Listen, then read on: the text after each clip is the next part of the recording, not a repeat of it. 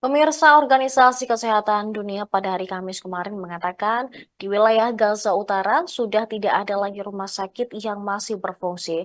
Hal ini lantaran kurangnya sumber daya di tengah Israel yang terus membombardir Gaza. Perwakilan WHO di Gaza, Richard Peppercorn, mengatakan salah satu rumah sakit di Gaza Utara yaitu RS Al-Ahli saat ini juga tidak dapat berfungsi maksimal. Salah satu rumah sakit di Gaza Utara yaitu Rumah Sakit Al-Ahli saat ini memang sangat-sangat kewalahan untuk menangani para pasien. Pepcorn menjelaskan, Al-Ahli saat ini hanya dapat memberikan perawatan yang sangat terbatas. Tak hanya itu, jumlah staf medis di Rumah Sakit Al-Ahli juga hanya sekitar 10 orang yang terdiri dari dokter junior dan perawat. Hanya dengan peralatan terbatas, 10 staf tersebut telah memberikan pertolongan pertama dan juga merawat pasien yang mengalami luka-luka. Sebelumnya Rumah Sakit Al-Ahli satu-satunya rumah sakit yang masih melakukan operasi bagi pasien yang mengalami luka.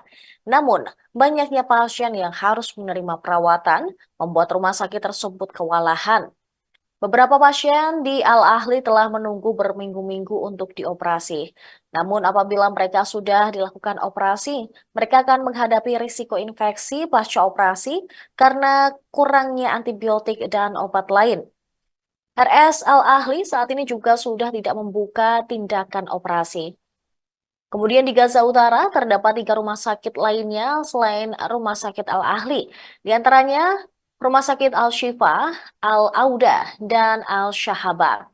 Tetapi 3 rumah sakit ini juga tak dapat berfungsi maksimal hingga saat ini. Ketiga RS tersebut melindungi ribuan pengungsi. Sebagai informasi, di Gaza hanya 9 dari 36 fasilitas kesehatan yang masih berfungsi. Dan semua fasilitas ini terkonsentrasi di bagian selatan di Gaza.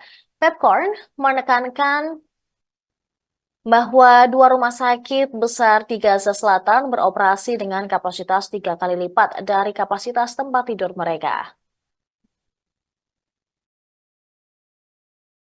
We're at Al Ahli Hospital in the church on the hospital grounds where we're seeing patients with severe orthopedic needs, plastics needs.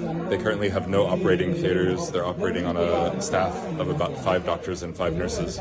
There are patients here who have been injured for more than a month and who have had no surgery.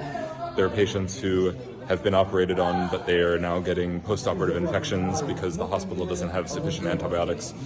WHO on this interagency mission with UNOCHA and UNDSS and UNMAS has brought some medicines and medical supplies, but it's just going to address some of the needs because they don't have sufficient staff. And as you can see behind me, the patients are on the hospital pews, they're on the floor. They're suffering enormously here. This is a completely unacceptable situation. Download Tribun X sekarang, menghadirkan lokal menjadi Indonesia.